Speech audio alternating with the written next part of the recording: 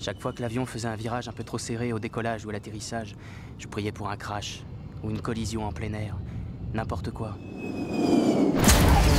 Imagine à cet instant précis que tu sois à la place d'Edward Norton. Quelle serait ta plus immédiate pensée? Peut-être n'en as-tu pas conscience, mais ici nous sommes sur des questions fondamentales. Et Fight Club est un film qui nous fait réfléchir sur plein de domaines, mais tout particulièrement, et c'est ce dont on va s'intéresser et s'appesantir ici, sur le sens de la vie. Et plus encore sur cette question étonnante, comment apprendre à mourir pour apprendre à vivre.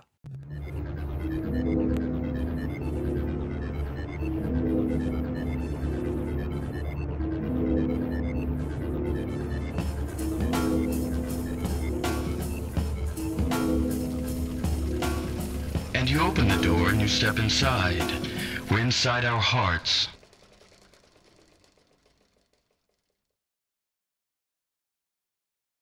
Bienvenue à toi dans cette nouvelle vidéo sur laquelle on va traiter de Fight Club et de la philosophie Fight Club et d'un point tout particulier. Et si tu ne me connais pas encore, je m'appelle Nick Open, je suis l'auteur du petit livre de l'énéagramme et de la formation technicien énéagramme. Et pour avoir plus d'informations sur tout cela, je t'invite à regarder les liens qui sont dans la description. On va respirer un peu maintenant. Tu l'as probablement vu sur ma précédente vidéo, je te parlais de la philosophie Fight Club au travers de 4 points fondamentaux. Et aujourd'hui, on va s'appesantir sur un 5e et ultime point qui se suffit à lui-même et qui mérite justement une vidéo entière. Et ce sujet, qui pourrait parfois faire peur à certains, va traiter de la mort et de la philosophie qui va se cacher derrière. Et pour cela, nous allons faire dans cette vidéo un chemin en 4 étapes qui va commencer par le tout premier qui est la fin de l'immortalité.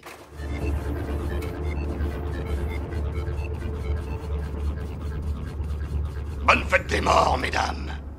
Pour te traiter de ce point, je suis également obligé de te parler d'une série que j'aimais beaucoup dans les années 90, du nom du film éponyme Highlander. Et tu connais peut-être cette série, mais tout particulièrement la fameuse phrase « À la fin, il ne peut en rester qu'un ». Et dans cette série, nous voyons des personnages qui ont la caractéristique bien spécifique d'être immortels. Et au-delà du voyage du temps, je trouve que ce concept-là d'immortalité est très intéressant. Et à l'époque, l'enfant que j'étais était fasciné par cette idée-là. Et je ne suis pas le seul puisque cette notion de quête d'immortalité est quelque chose que l'on va retrouver au fur et à mesure de l'humanité et que l'on voit même encore aujourd'hui renaître encore plus fortement, notamment avec la notion de transhumanisme. Ce rapport intrinsèque à l'immortalité, que l'on va d'ailleurs entre parenthèses retrouver de façon exacerbée dans le niveau rouge de la spirale dynamique, eh bien il est caractéristique également d'un autre point clé qui est la peur de mourir. Peur qui, lorsqu'elle est exacerbée, peut amener à ce que l'on appelle la thanatophobie. La thanatophobie, peur de la mort,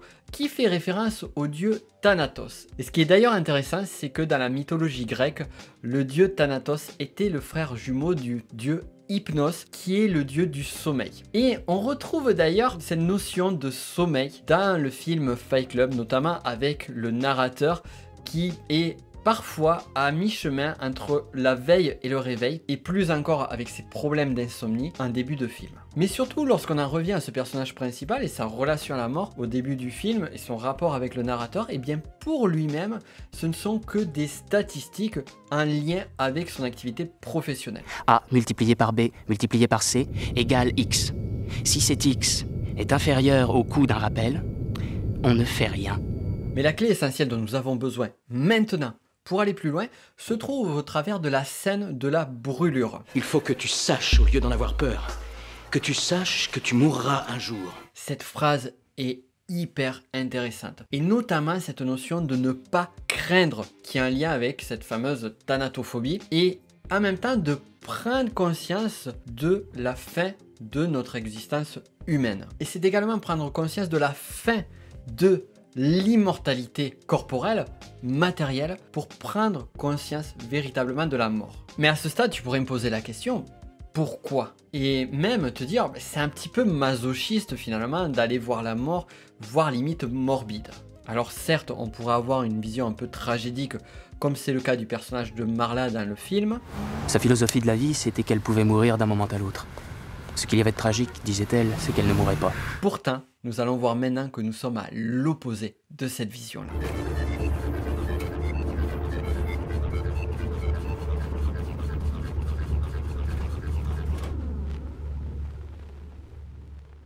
En l'an 79 après Jésus-Christ, une éruption brutale du volcan le Vésuve vient à ensevelir totalement plusieurs villes, dont notamment la célèbre ville de Pompéi.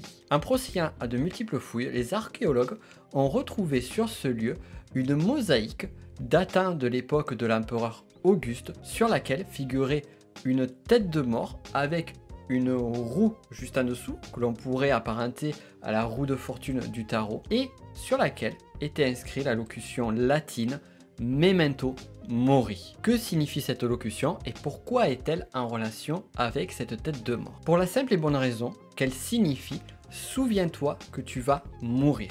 Et d'ailleurs, pour la petite anecdote, lorsqu'un des généraux romains revenait de grandes campagnes, on demandait à des esclaves de crier derrière leurs oreilles, alors qu'il y avait une grande célébration autour, la phrase « Memento Mori ». Memento Mori. Ce n'est pas parce que tu t'en sors avec triomphe que tu ne dois pas oublier ce point fondamental. Tu vas un jour mourir. Mais pourquoi faire ce rappel et plus encore à ce moment précis? On pourrait en trouver encore mieux le sens en procédant à une seconde traduction tout aussi juste du Memento Mori qui est « Souviens-toi que tu es mortel ». J'aime bien ce mot qui va définir que je suis humain, je suis une personne et en même temps je suis un mortel. Et je trouverais même juste de mettre en complémentarité à celle-ci une autre locution latine que tu connais probablement et qui est souvent très mal comprise, qui s'appelle Carpe diem. Carpe diem signifiant littéralement « cueille le jour ». Et dès lors, on pourrait dire « souviens-toi que tu es mortel,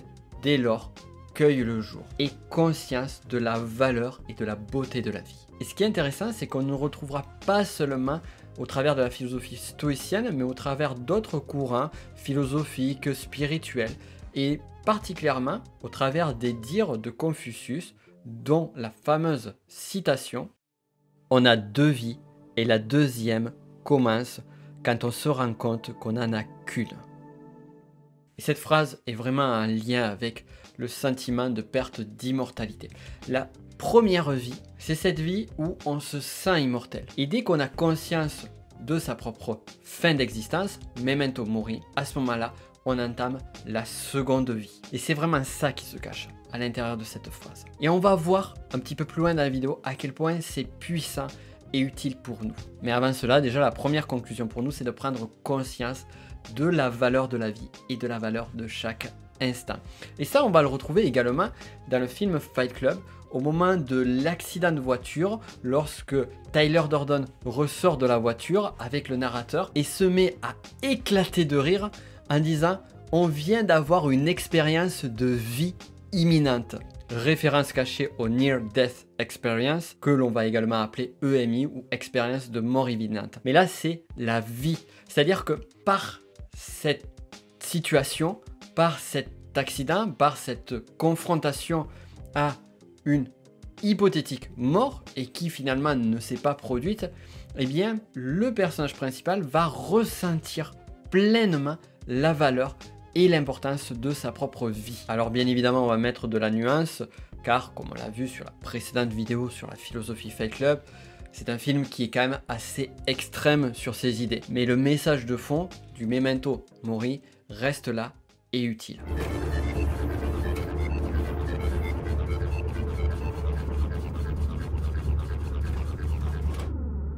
On perd 1 heure, on gagne 1 heure.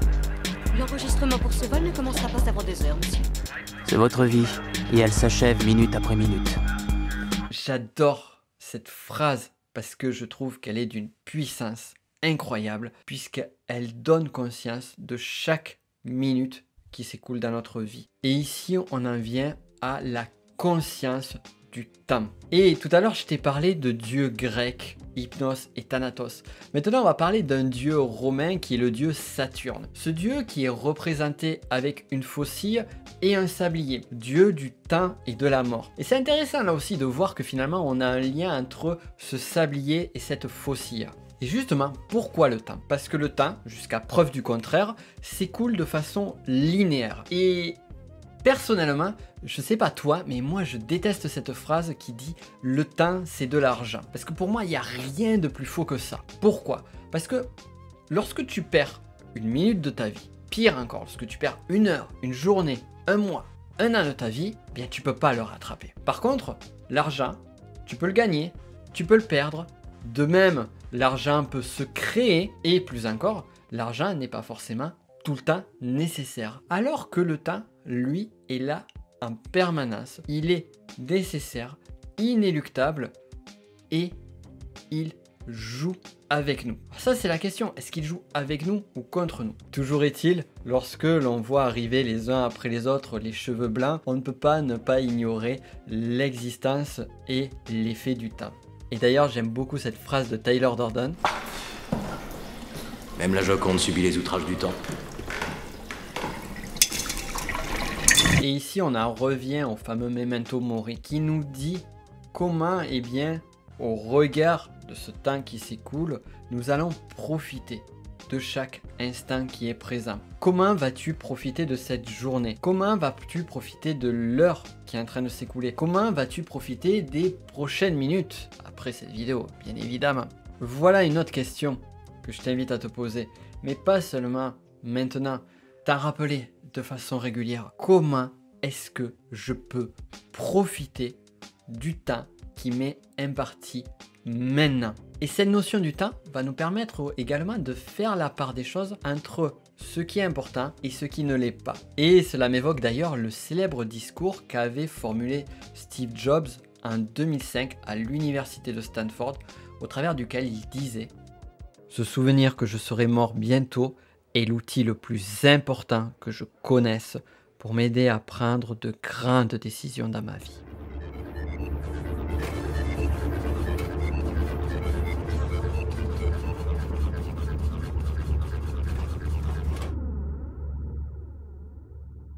Le savon est un symbole fort et un symbole clé dans le film Fight Club. Il est même dit dans le film que dans des temps anciens, les sacrifices qui étaient faits dans une montagne amenaient dans la rivière un produit qui justement créait ce fameux savon. Et c'est intéressant de se dire que finalement, la mort, le sacrifice, la mort va amener la propreté, le nettoyage, la vie. Et ça, on l'a déjà vu un peu avec ce fameux Carpe Diem, qui prend tout son sens lorsqu'on le raccroche avec le fameux Memento Mori. Mais on va le voir de façon plus forte encore dans le film au travers de deux scènes. Et ces scènes vont nous apporter quelque chose d'encore plus fort et d'encore plus profond avec le sens de tout cela. Raymond, tu vas mourir. Dans cette scène, Tyler Durden fait croire à un modeste magasinier qu'il va le tuer. Alors on pourrait se dire, c'est une blague de très très mauvais goût, et pourtant il y a quelque chose de plus fort derrière ça. Et tout particulièrement avec cette fameuse phrase. Tu voulais devenir quoi, Raymond SL?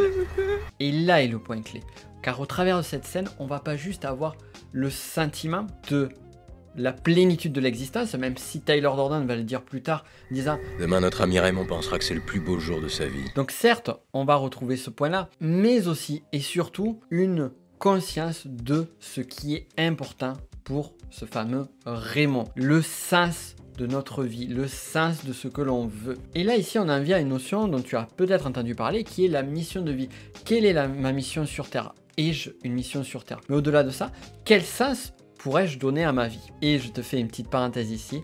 Sache qu'on en reparlera beaucoup plus longuement de tout cela, mais pas forcément sous forme de vidéo. Un petit indice ici. La seconde scène, et probablement la plus importante pour nous, c'est celle qui précède le fameux Near Life Experience. En d'autres termes, lorsqu'ils sont dans la voiture et qu'ils risquent un premier accident. Et à ce moment précis, Tyler Durden pose une question aux deux personnes qui sont à l'arrière de la voiture. Il leur demande: Mec, vous auriez aimé faire quoi avant de mourir? Et ce que je trouve super intéressant dans cette phrase, c'est que leur réponse est fulgurante. Peindre mon autoportrait. Construire une maison. Et je trouve plus encore leur réponse très intéressante. Parce que là, on va pas être sur des grandes phrases. Non, on va être sur des choses concrètes, spécifiques, voire des choses simples, comme peindre son propre autoportrait. Qui aurait envie, à ce moment précis, de dire « j'ai envie de peindre mon autoportrait ». Eh bien, pour le personnage qui dit ceci, c'est quelque chose d'important. C'est quelque chose de fondamental. C'est quelque chose qui lui donne du sens. Après cela, Tyler Durden se tourne vers le narrateur et lui pose également une autre question en lui disant « tu dois connaître la réponse ».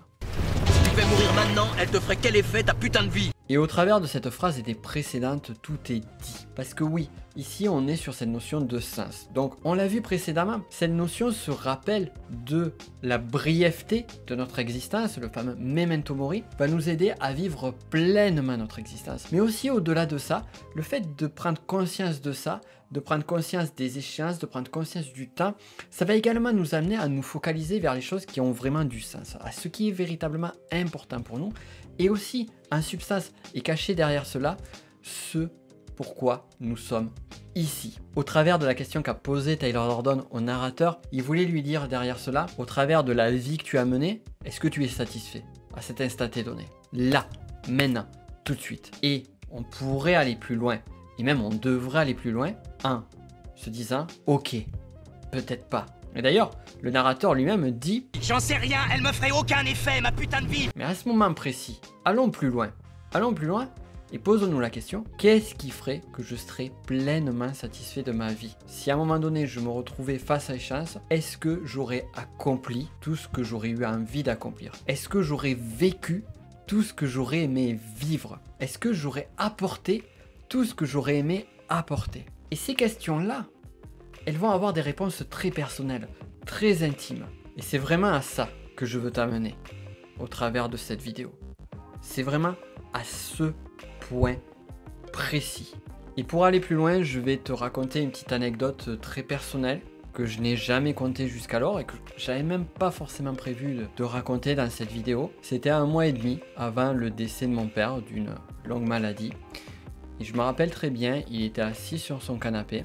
On était en train de discuter et à un moment donné, lui qui était de nature assez anxieuse, lui qui, je me rappelle, se faisait du souci par rapport à son travail, étant indépendant, est-ce que je vais trouver du travail, est-ce que je vais pouvoir gérer trop de clients, comment je vais faire financièrement et autres, il m'a dit la chose suivante. Tu sais Nicolas, on se fait du souci pour beaucoup de choses, moi je me suis fait du souci pour beaucoup de choses et finalement, on se démerde toujours dans la vie.